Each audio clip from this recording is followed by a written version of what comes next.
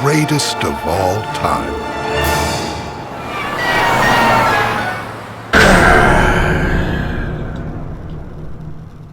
Alright, this is Escape Room Play, though some call me Play from the ScapeROMFiles, and my god, the Twisted Metal Season 2 TV show pissed me the fuck off.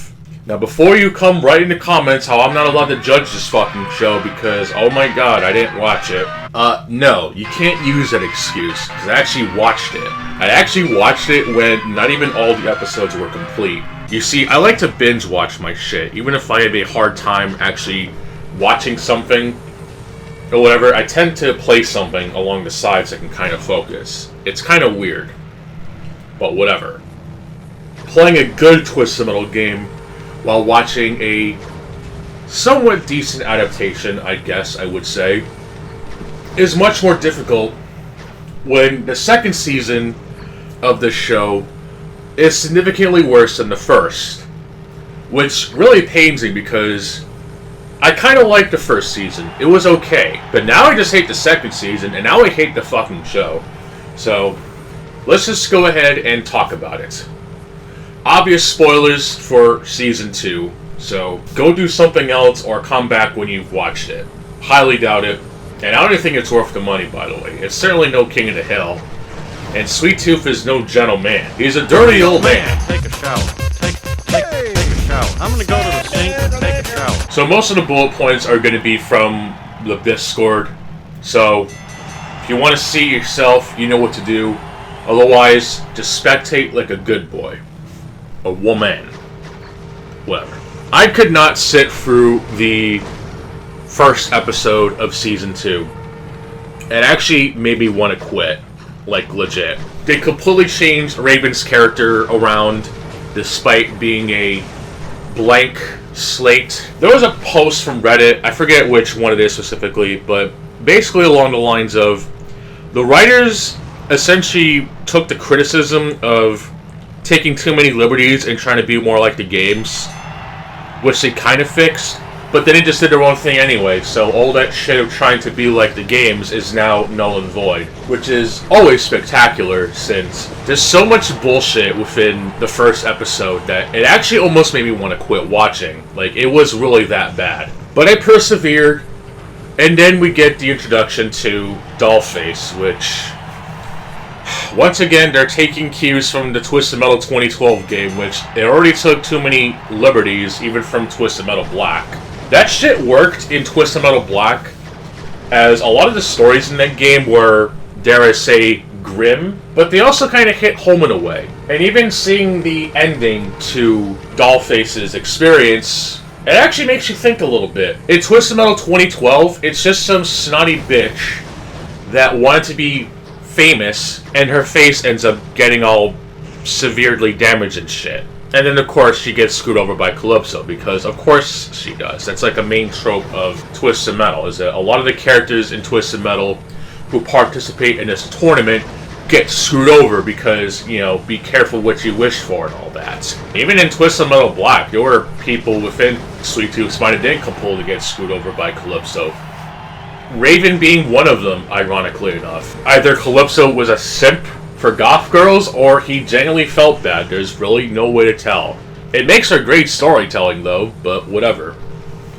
Anyway, let me get back to my original point about the Dollface. So apparently in this show, instead of being one person whose face was so badly burnt that they have to wear a mask so that they don't show their hideous face, or that the person who made the fucking thing was just so damn crazy that he made a key so that she couldn't take off the fucking mask. It's just a group of people who can don the masks willingly, and there's also a dude in there who, my god, it's as if the writers of this show just hate men and subject them to some bullshit that it actually made me pretty pissed off. It's like girl boss to the most ridiculous degree.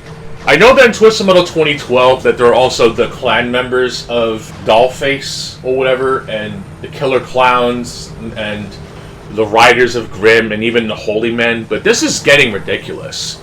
The main group of Dollface doesn't have a burnt face or anything, which would at least make some level of sense. That's why she wears a fucking mask. If they're going to have Mr. Ash, that probably would have been a lot more interesting, but oh wait, he's a white dude, so we can't have that. They get the flashback of Raven and Kelly, which, yes, they also took pages from Twisted Metal Black, which, rather than actually feeling bad for Raven that she wanted to save her best friend from drowning by a bunch of assholes, it just comes off as Kelly being fucking stupid, and I'm gonna spoil it now. They turned the fucking best friend relationship into a lesbian lover, which just makes no sense to me. At no point when I was a wee little lad playing a game I was supposed to be playing, because obviously the game is rated M for mature to some pretty damn dark themes, at no point was it ever implied they were lovers. They were just two good friends. It ain't some Sailor Moon censorship, but come on. And also they have Kelly on the back of an ambulance, which, if they were to bring back Meatwagon in some capacity, that could kind of have worked, but unfortunately it did not. She was just there for the sake of building up whatever false tension that was there. Oh, and apparently the writers don't know how the fuck voodoo works, because at one point you see Raven holding up a voodoo doll, and yet when she squeezes the damn doll, you have a guard that hits John. That's not how voodoo dolls work. Now, if the guard didn't attack her and John actually felt pain where Raven crushed the doll, that would actually make sense. And they're trying really hard to be just like the games, but they take so many liberties that it might as well be its own thing, and its own thing is still shit.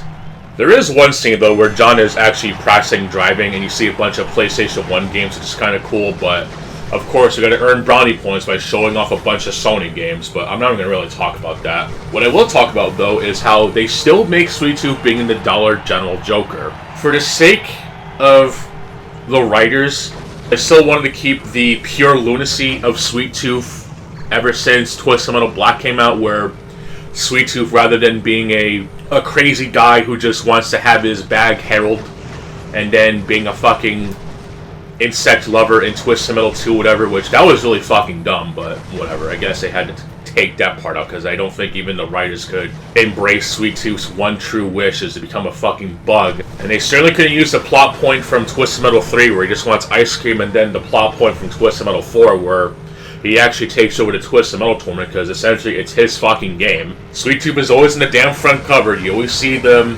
flaming ice cream head. Of course, they didn't really have much to work with, but whatever. But the fact that they essentially still have Sweet Tooth turn into Dollar General Joker, especially the later episodes, just really annoys me. My whole philosophy is that with Sweet Tooth having his hair that's always on fire, whatever, was the point of him actually just going from cuckoo to crazy. Yeah, that didn't really work out as well as I thought, but whatever. They still gotta pull this crap of having Sweet Tooth cling on to Harold as if he's this wonderful dude who can do nothing wrong or whatever, which I would have given props for them using Harold, because that's like an obscure point from the original game, even if it was kind of spelt out in a way. But you think after later on where Harold dies, and yes, the bag actually fucking dies, you think that he would snap or whatever, because, you know, evolution or whatever, but no. He's still pulling all various kinds of gags and shit and trying to be funny, and it's just like, wow, that's not funny. I guess to be fair, though, the person who does play him definitely does have the body type for modern-day Sweet Tooth, but the writing just makes him like Dollar General Joker, and it really sucks. It would have been fine if at one point he does snap and turn into an actual serial killer, but the fact the writers just want to play it safe with essentially the series' mascot, it's just disgusting. Also, there's hardly any actual backstory for Sweet Tooth, despite some of the episodes from the first season kind of implying such things. Especially my favorite opening bit is when you have Needles Kane as a kid just essentially going all crazy in the studio show. That was never brought up in Season 2 at all, by the way. I'm going to go back to the Dollface group, and you'll have to forgive me if I ramble a bit. I'm not really good with talking about shows and with games. Skill issue, sure, but honestly, I thought that the dude in the group, the Dollface group, was Gene Ruddish, because I know that in Twisted Metal Head-On, there was one of the drivers of Cousin Eddie, who unfortunately is not mentioned in some capacity. There was big baby, but that didn't really lead anywhere. There was another pointless side plot that doesn't even go anywhere. And despite Trashman being mentioned, we don't get any sign of John St. John or whatever. I actually was kind of looking forward to seeing how they're going to handle Trashman, but he's just mentioned in name only, and that's it. But no. I thought the dude in the one group of Dollface was Gene Ruddish. And if you don't know who he is, he was one of the characters in Twisted Metal Head-On that drove an ATV alongside Cousin Eddie, and he essentially wants to be a ladies' man. And it kind of made sense, even though they kind of took the idea from Ken Masters from Twisted Metal 2. Not that Ken Masters. There you go. Honestly, kind of a creepy ending, if my memory serves me well. But hey, he got his wish, and Calypso's always known to fuck over people, so it's fitting, I guess. But still. But unfortunately, no, it wasn't Gene Ruddish. It was some other dude, and they have him be part of a series of humiliation rituals, which is just always wonderful, showing how much girl boss representation there is in this fucking world or whatever. I know that him and some fat bitch get killed later on anyway, but at least they kind of died happy in a way. Most of it is just humiliation ritual and other shit that would just normally be criticized for being, what the fuck did you do to my child? But I guess if people like the Fallout TV show, and I guess Twisted Metal is just as good. Whatever. I've seen someone compare this show to Fallout, and honestly, they're not wrong. It honestly gives me more Fallout vibes, since there's hardly any actual car combat. And I understand with the way that Twisted Metal works, they kind of take some liberties so that they don't drag on and stuff, but this is still pretty damn terrible. Especially with the main plot of the first season, is that John has to deliver some food to Calypso. You can just tell just how terrible that was. Trying to be all sacred about it, I guess it's fair game, but there's so many liberties that this season takes that it just gets worse, unfortunately. Speaking of Calypso, they actually got an actor who almost looks like the version from 2012, except they cast a dude who has no fucking eyebrows whatsoever. Which is a bit of a damn shame, since the 2012 incarnation, I guess, is okay. It's not my favorite incarnation of Calypso, but if they were trying to go for recreating the 2012 look, they certainly nailed it. It's just too bad the dude who not only looks like him, but he also sounds nowhere near like the dude from 2012. He sounds like a soy version of Calypso. And once again, they also ruin his character, but we're gonna talk about that a little bit later. I'm not gonna really jump ahead too much, even though I kind of want to. Speaking of Calypso and Twisted Metal 2012, I thought people objectively agreed that David Jaffe's idea of racing in Twisted Metal 2012 was such hot shit, and even he himself admitted it was fucking garbage. Why did the writers think it was a good idea to bring back a racing competition in a Twisted Metal game, taking ideas from the 2012 game that nobody liked? And I'm going to say it again, they could have literally did what Carmageddon did by having a run over all the pedestrians, which the game already has, and plenty of it, killing all the competition, which you already did anyway, or just simply driving through the gates, which even in Carmageddon was nowhere near as penalizing, you just maybe lost time and credits. Oh no. But seriously, a fucking racing competition in a Twisted Metal TV show that's taking cues from the same incarnation of Twisted Metal, where nobody liked that shit. Are you fucking kidding me? Also, it's revealed that Dollface is actually Krista Sparks. If anyone knows anything about Twisted Metal, in Twisted Metal 2, Krista Sparks is the daughter of Calypso, and is also one of the few character endings where it doesn't say, "Congratulations on playing Twisted Metal." There's actually a reason for that. But unfortunately, they completely race swap a character who actually had much more potential to fill in holes that not even David Jaffe could fill in. And not just because of how he couldn't figure out how to shoot walls in Metroid Dread, but I'm not going to really go that far. He is a game designer after all, but considering the other shit he's been in, I really don't want to go into that one any further. They completely race swap Krista Sparks from a white girl with spunk into a chick that leads a character that has nothing to do with the fucking thing it's taking inspiration from. How the fuck does that make sense? I get they kind of did this because they want to have John Doe being this dude who knows nothing of his past or whatever, which That's another thing, too. In Twisted Metal Black, since that's the idea that they wanted to go with, John Doe was a white criminal, and clearly one that would not be tolerated by today's standards, ended up getting into a pretty bad job that essentially costed him his memory and wanted to enter the Twisted Metal tournament to regain his memory back. And of course ended up getting screwed over because fuck you and Calypso. Now in the show, they race swapped him to be a milkman and wants to find out who his parents are or whatever. But then he's happy with his life that he's with now. But then come to find out that his sister is living and wants to try and make the world a better place or whatever. I don't get it. It's so dumb. They literally taken the character from Calypso's side of the family and they just completely butchered it in favor of the main character. It's insulting, honestly. And I get that John Doe is a blank slate in a lot of media anyway, but come on. They're taking ideas from the games that would be much more interesting to be put out in a theatrical sense, but this is just really overdoing it. Now, remember when other media did this exact same thing, people complain about it? I guarantee people are going to call this a good thing.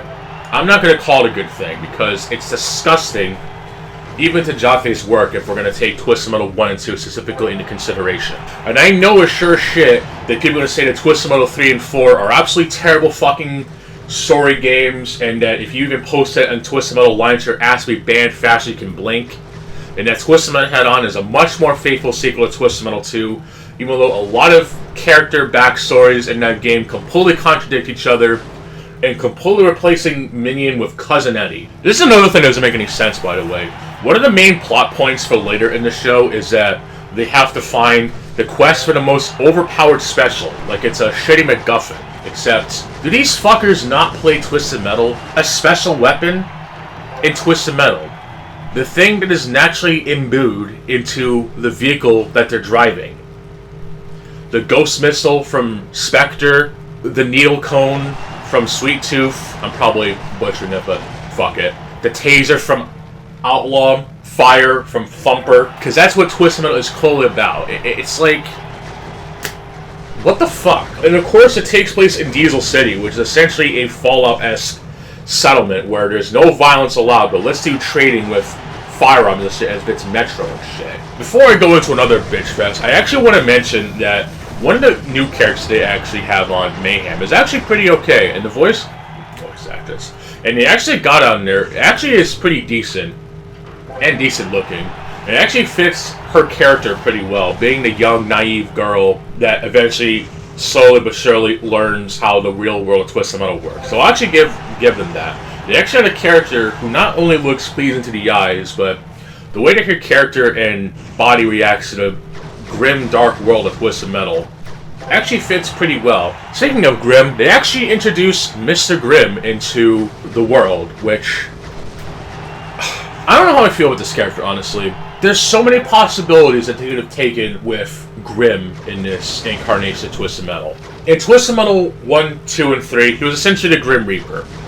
There's no doubt about it. In Twisted Metal 4, he was a pirate, which was lame, but whatever. In Twisted Metal Black, he was a Vietnam soldier who's just gone crazy even more than John Rambo.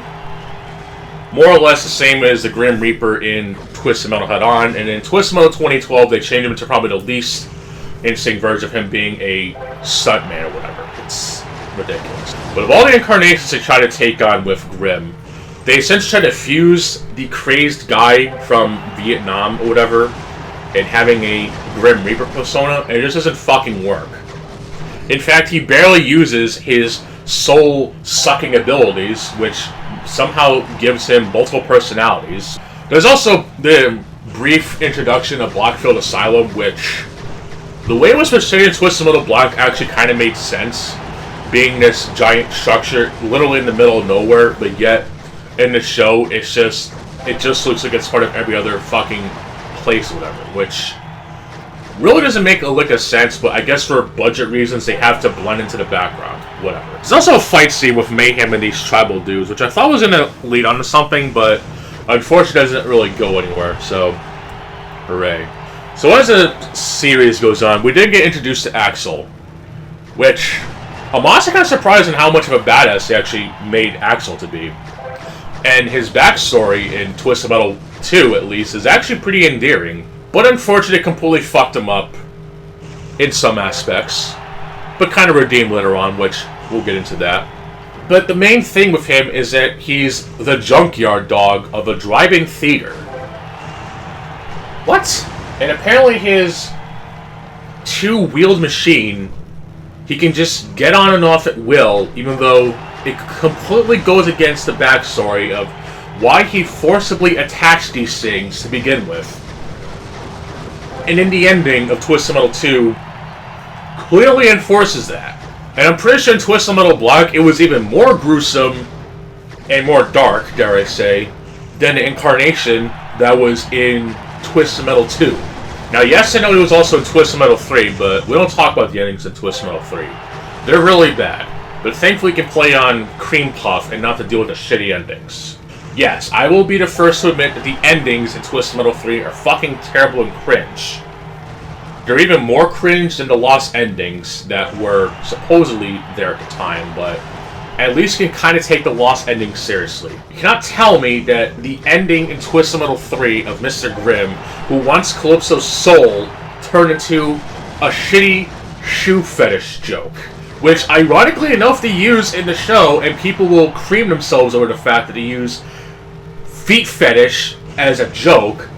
But back in the 90s, when 989 Studios, developers of Siphon Filter and nothing else, decided to cop out and use a shitty foot joke for the Grim Reaper. You cannot make this up. But Playa, the Axel vehicle from Twisted Metal 2012, the writers of that, because there were no distinctive characters driving the vehicles of which the backstories are based on from, you know what I mean, shut up. Their hands weren't mounting the wheels either, so they could get out on their own free will. Except, number one, they're clearly using the drivers and the vehicles that associate with the stories.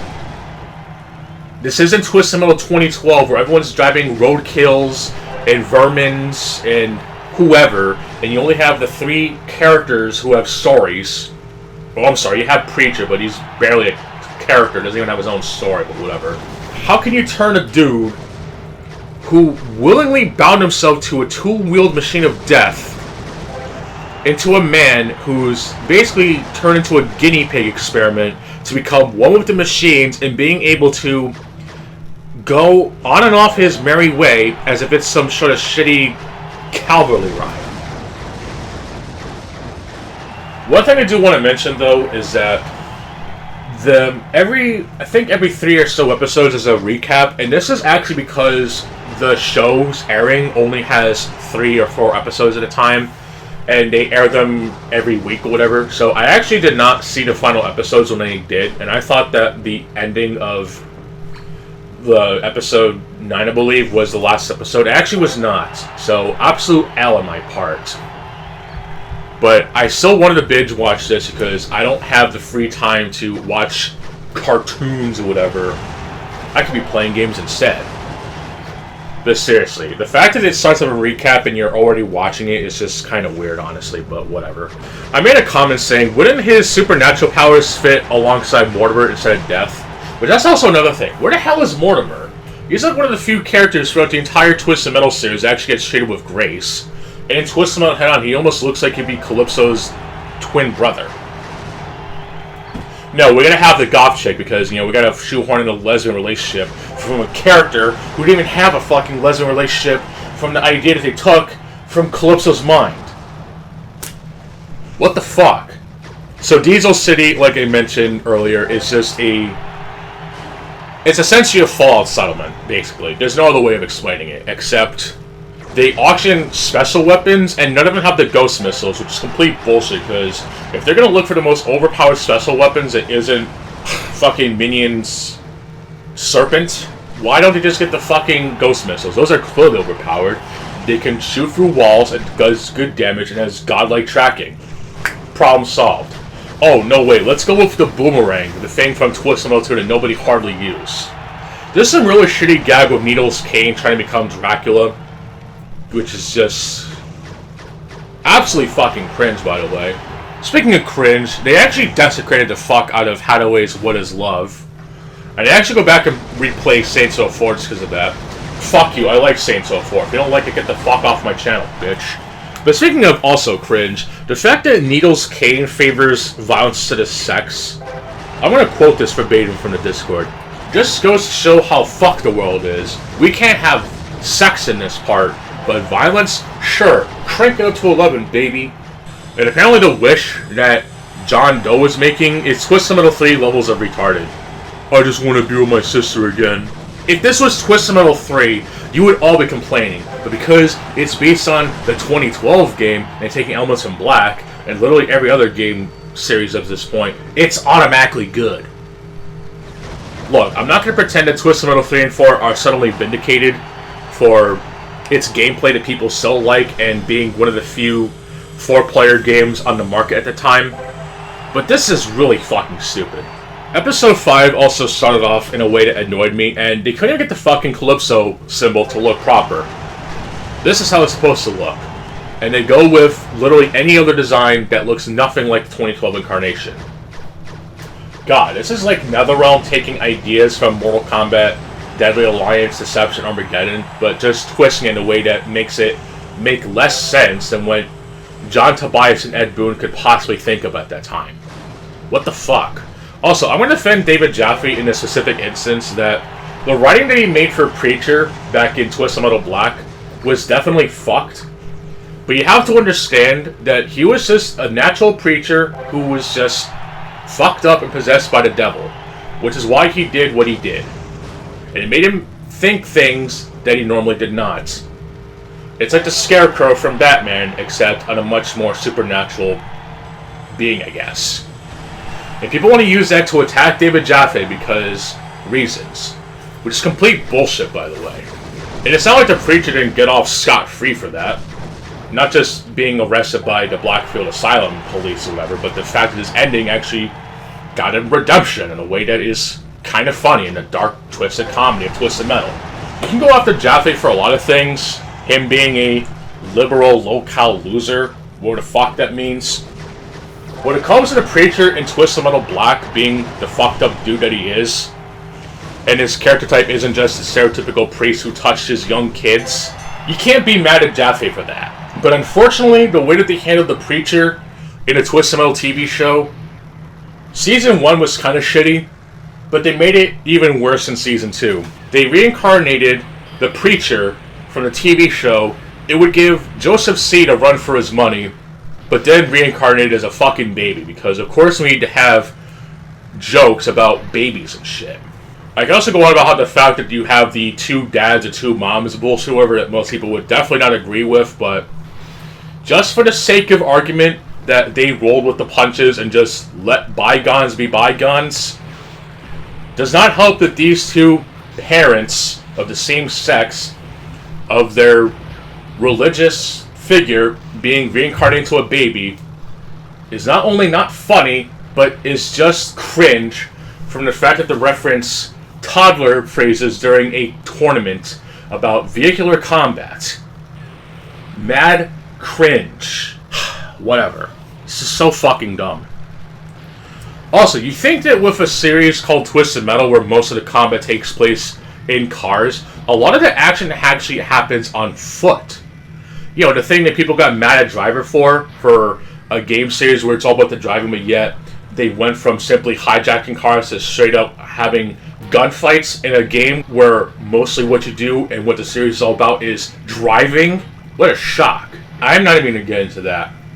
The episode that follows, I already forget what number it is, but I definitely know what episode it is, and it's probably one of the most well-regarded episodes of the show, simply because it does what Twisted Metal always did best by having, you know, vehicular combat. You get a bunch of drivers in vehicles who are clearly references to other contestants of other games, including Death Warrants and shit, but as this is a competition show, whatever, they're just essentially used as one-off gags. That's basically it. But we also get introduced to another character, Vermin. Yes, Vermin from the Twisted Metal 2012 game.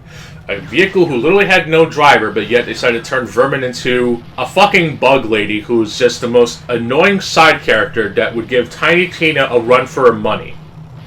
I know I already used the run for money shit twice, but yeah, I'm actually being serious. This bug lady is almost as bad as Tiny Tina, with the only redemption is that she actually fucking dies later on. Yes, she actually dies, but not for the reasons that you might think, but whatever. We'll get to that when we get to it.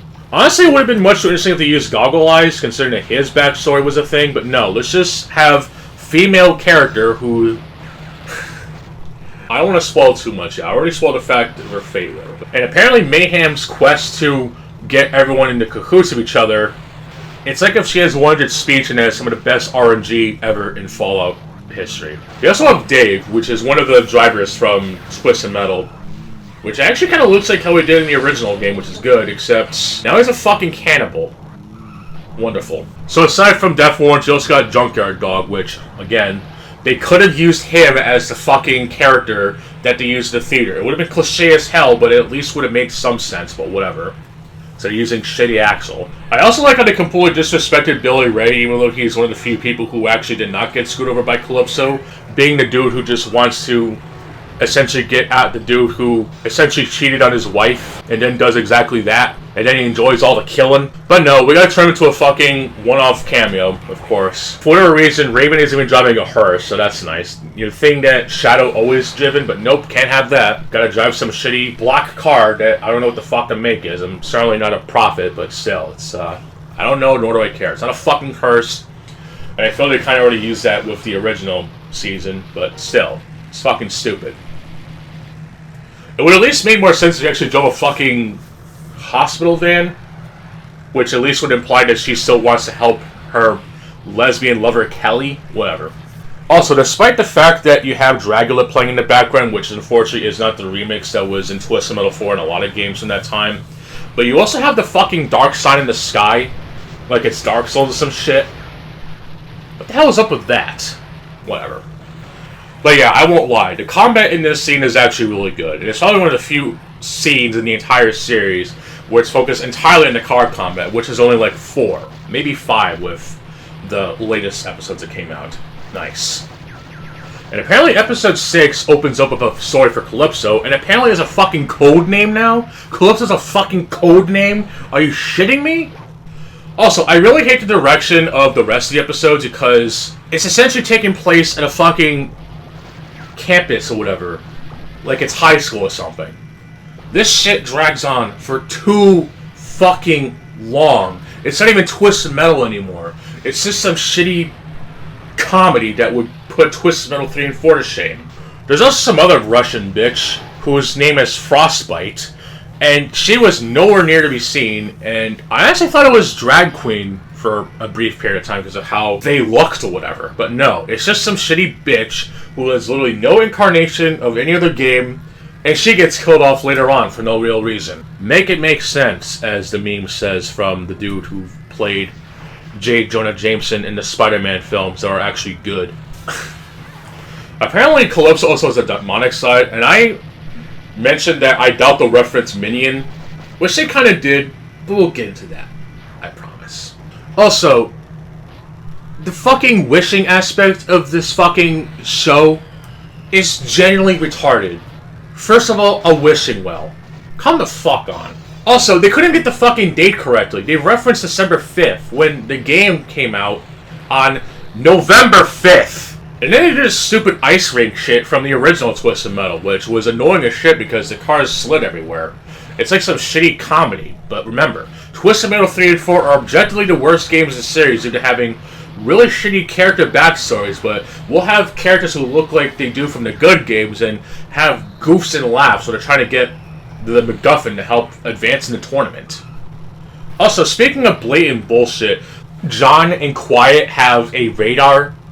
That is the most pretentious form of plot armor I think I've ever seen in a fucking media piece ever. Also, apparently the car that one of the contestants drive, who does end up dying later on to Mayhem, is apparently Quattro.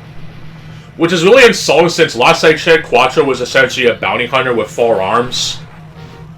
But yet, it's just degraded into fucking Knight Rider. Which, nothing wrong with Knight Rider. I personally didn't watch the show, but having a talking car with artificial intelligence is pretty badass, even for the time that it came out. You literally have a concept for a driver who wants to take down the Twist Metal tournament, like Outlaw, but more vigilante, I guess, and yet it degrades it to a shitty Knight Rider parody. I really hate this stupid liberty that they're taking with this. I really do. Also, I love how the writers pulled a noob sidebot where you have Jaffe Campbell's auto shop. Wonderful. You have to forgive me for not mentioning all the important plot bits. I'm just going off of what I wrote on the Discord, and I can't be bothered to look up a recap and use somebody else's shit. I don't want to do that.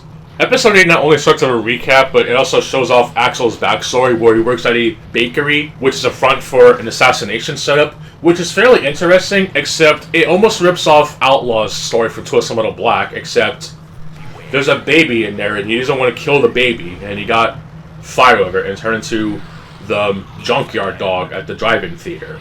It's a compelling backstory, it's just too bad it's a fucking ripoff of another story from a much better game.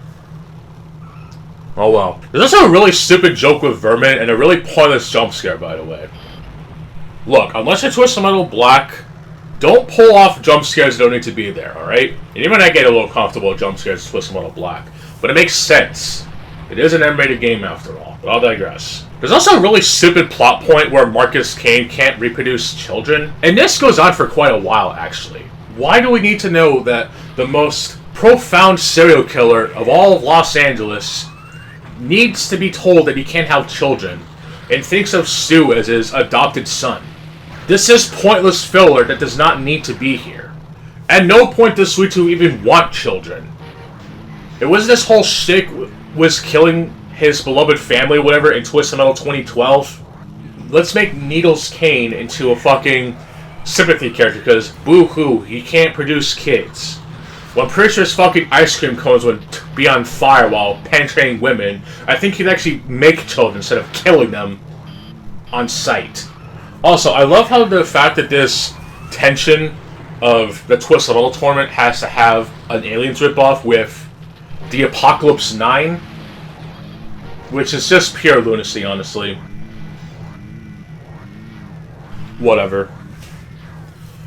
I do like how there's a pretty touching moment about how Dave is trying to help Axel cope with his gas drinking, although it turns to be a metaphor for drugs, and it just doesn't really go anywhere because the last episode is essentially a really shitty prom episode, and no, I'm not even kidding.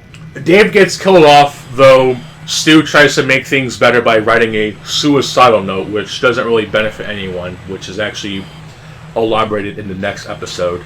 And Grimm and Vermin get it on, but is ruined by Needles Kane just fucking up for everyone. And the only reason that Needles is jealous of Grimm is because Grimm was more popular than Needles at Blackfield Asylum. You really can't make this shit up. And then they forced in the fact that Mayhem was the baby that Axel did not shoot or whatever. That shit was so forced it wasn't even funny. That doesn't even really go anywhere, honestly. I don't know why they bother including that. They could have left it vague as shit, but of course we have to shoehorn that fact. The reincarnated creature turned baby Calypso just takes about a second thought. And then the life and death pact speech as if it's a mafia or some shit. It's in this episode where they reveal that Raven and Kelly are lesbians, because we definitely needed to know that. And apparently her wish is even to bring Kelly back, which is complete bullshit. And everyone else essentially gets fumigated.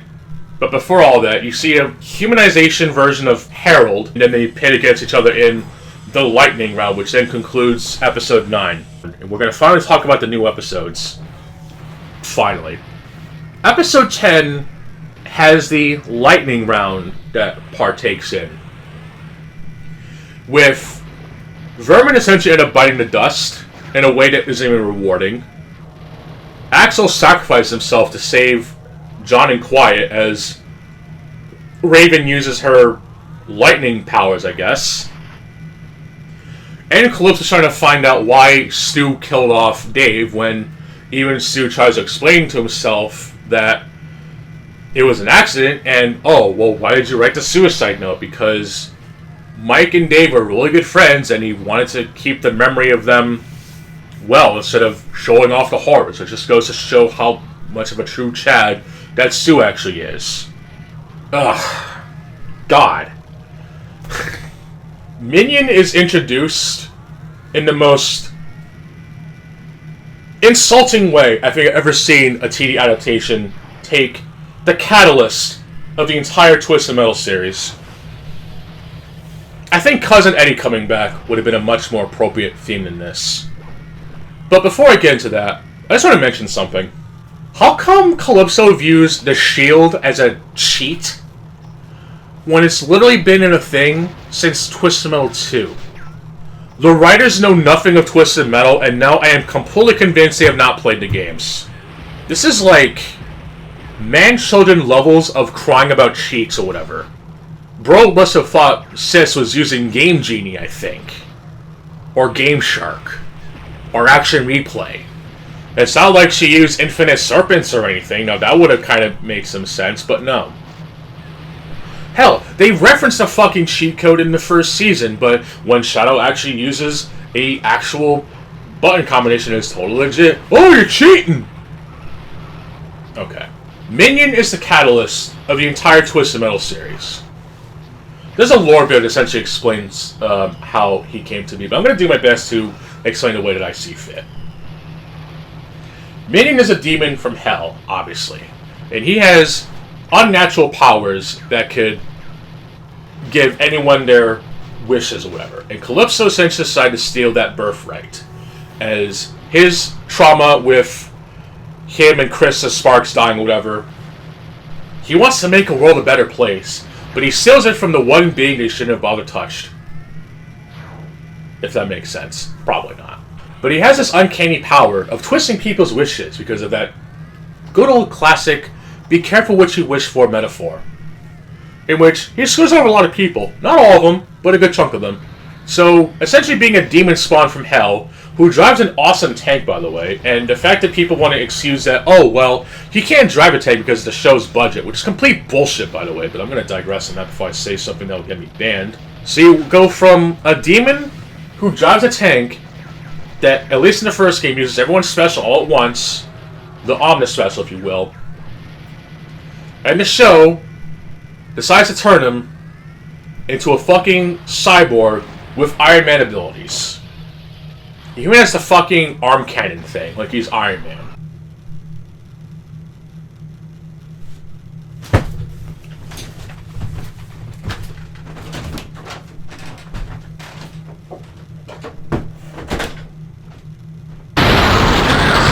They couldn't even get Raven's death right. She essentially wants to join Kelly in the afterlife, but they couldn't even give her a proper death. So that's nice. So then the actual final episode comes out. We get an actual backstory to the actual Calypso this time, and he actually pitched the show to NBC, which you'd swear this is fucking satire. I don't care if it's self-aware or not. This is bad comedy. Most of the campiness came from Twisted Metal 3 and 4. The games that you fuckers hated. Most of the endings in Twisted Metal 1, at least the lost endings, were so bad that it was funny. But even with the text endings, at least you can actually take them seriously. The endings in Twisted Metal 2 actually made you think. The endings in Twisted Metal Black had dark comedy. There's a difference between being self-aware and dark comedy, but I'll digress. Twisted Metal Head-On did its own thing, for better or worse. And Twisted Metal 2012 essentially took the live-action skits with full motion video, but actually having serious moments. Where the fuck did this self-aware comedy even come from? It came from Twisted Metal 3 and 4. There are very few scenes in Twisted Metal that can be seen as funny, but not for the same reasons that people thought Twisted Metal 3 and 4 were funny. Even Twisted Metal Small Brawl was hardly that funny. Most of it was just an outright parody of itself. But it wasn't really canon anyway. Even if it were canon, it wouldn't even make any sense. But they sure as shit referenced it with having that one scene where you see people playing RC cars or whatever. Hell, if they wanted to go all about it with the way that they did it, they could have Calypso be called Billy Sparks, which sounds really fucking lame. There could have been a scene with Needles King calling him Billy, and he says, "Don't you call me by that, I don't go by that anymore." Or you could see a young Calypso having fucking blonde hair and shit, looking like how he did in the fucking game. He has magical wishing powers, it's not really explained, but whatever. It was obviously a parody of itself with gameplay that's kind of mediocre and a really shitty presentation even for the PlayStation. It pales comparison to Twisted Metal 1 and 2, but I'll digress. But seriously, all this fucking self-awareness, parody crap, that came from the worst games in the series. Are you fucking kidding me? They also reference the fact that Twisted Metal is going to be a whole battleground and having celebrity cameos like Jay Leno and Jerry Seinfeld, the thing that Twisted Metal was never about? Where does the show get off on being this self-aware comedy that takes a bunch of ideas from the games that barely had any fucking comedy to begin with? Twisted Metal 3 and show's writing was more uncanny than hilarious, and not even in a good way. Most of the endings to Twisted Metal 3 were just downright dumb. Hell, Minion, of all people, his wish is to go to hell, but whoops, he goes to Hell, Michigan. If this wasn't a fucking show, you people would clap like fucking retarded seals, but you'll still bash on Twisted Metal 3 and 4 for essentially ruining Twisted Metal. I swear to God. At least this is the last episode, so let's just fucking talk about it. So Stu ends up winning the Twisted Metal tournament, which they don't even get the fucking thing right with Calypso saying, "Thank you for playing Twisted Metal." He says it right before he sends Mike and Stu to space, which they clearly took that inspiration from Outlaw. The canonical winner of the original Twisted Metal, by the way, since in Twisted Metal 2 they have Outlaw 2, so basically Outlaw did end up winning the original tournament, if we want to go by that. But then apparently in Head On, it is implied that multiple people end up winning the tournament, which makes no fucking sense, and they somehow have a cyborg turn into a supernatural ghost. I know Twisted Metal's full of weird shit, but even I don't buy that, but whatever. They reference the fact that Twisted Metal takes place during Christmas, which just doesn't fucking work, because last I checked, the original Twisted Metal did not just take place around the world. It was in Los Angeles on Christmas Eve, so they didn't even get that correct. I know people consider Christmas Eve and Christmas Day to be the same thing, except one day you can't eat meat and the other is whatever. Also, not everyone celebrates Christmas, but that's another ordeal. John ends up almost dying, but I feel if they wanted to keep up this shtick of having 3 episodes a week, it really would have made more sense if John ended up dying at the end of episode 9 or whatever, and then making people wait a week before to find out if he actually lived or not, because he ends up dying but gets quickly back up thanks to Mayhem's shenanigans, I guess, with using Sweet Tooth's engine to essentially power up the life-saving machine or whatever. But also the fact that Calypso is just probably the most stupidest fucking incarnation I've ever seen. A dude who just wants to sabotage his own audience, by the way, which makes no fucking sense, but we're going to talk about that a little bit later. If this show's going to go with the fact that this bitch is actually Calypso's daughter, that's going to be some real fuckery right there. No, real Billy Calypso, as much of an asshole he is, he would not ruin his daughter that way. Even if she was a cyborg, even if she was a ghost. He would not do that. Even being under the influence of Minion, or whatever bullshit demon that the preachers claimed in Twisted Metal 2012, Calypso would not do that. He would instead vouch for Phil Spencer instead. I'm not going to get into that, but there's a funny-ass parody video, by the way. The rest of the episode just plays out like the finale to the Last of Us game, where John, Quiet, and Mayhem essentially try to live life happily ever after, except, oh shit, Calypso's on TV. He's essentially saying that John and Quiet sabotaged the Twisted Metal tournament, and then, oh shit, here comes Minion in the fucking Iron Man suit trying to sabotage everyone, and then, oh shit, it turns out that Minion is not a demon who's wearing Iron Man armor, but is instead armor suit that powers up Krista Sparks, fucking Dollface. What the actual fuck? It's like they try to ham-force this fucking brother-sister relationship so fucking much that they'll tarnish actual good characters that they could have taken inspiration from just to please a small demographic of people who will probably never play the original Twisted Metal games because they're too dated. Which, even if they are, you can just go on YouTube and look up the lost endings or even the Twisted Metal 2 endings as a fucking whole. It is not that fucking hard. If you know how to use a phone, let alone a computer, you can look up videos on the Twisted Metal lore. From the games, mind you. And not just some shitty person who claims to be the Jehovah's Witness of Dark Souls. Whoops. Season 2 ends up with yet another cliffhanger for Season 3, where Twisted Metal Season 3 is Twisted Metal 2, I guess. World Tour. There's actually 2 post-credit scenes, one of which shows Yellow Jacket, and apparently the fucking father of Sweet Tooth is a fucking pope now. Not gonna really get into that. And there's another shot at the end with Actual Power Industries or whatever. I don't even fucking care. I don't know if I'm gonna bother watching Season 3 at this point, because they took so many ideas from the games that have much more interesting lore and backstories. I don't care if Samosa Joe, whatever his fucking name is, does a good Sweet Tooth build or whatever. They turn him into Dollar Store Joker. They completely spin the face of Scott Campbell and David Jaffe's work. Try to mishmash ideas that just don't fucking work. They actually use ideas in Twistmo 3 and 4 that do work, but they end up using the uncanniness from those games and even spitting the face of the ideas that Twistmo 3 and 4 had that were good ideas, but websites at Twistmo Alliance, if you like this shit, you're fucking banned. What is there left for me to talk about? Maybe in the next season we'll actually get Minion get completely shit-faced by Cousin Eddie. Now that would be a great send-off to a shitty incarnation of a character who did not need to be there, and we get to have a version of Minion that so not to be there. Just goes to show how meta humor can work. Oh well, they probably won't do that though, because that would be too creative. And creativity is not what David Jaffe would approve of, nor Scott Campbell. But what the fuck do I know? Okay, mind the AC. I actually am sweating my balls off here, but there is actually one more point I wanted to make in post-editing, because I do not want this shit to go unnoticed. There was a recent post I found from Reddit saying that everyone's wishes came true. Do you fuckers even play the games? Only the winner of the contest gets their wish granted. Quiet's wish, if I remember correctly, was to bring the walls down. John's wish to have his sister come back to life. And whoever else made their wishes, I forget. The fact that these contestants made wishes but came true in their own way is not how Twisted Metal works. It's just shitty coincidental writing that is deep, big-brained mode, but doesn't fucking work.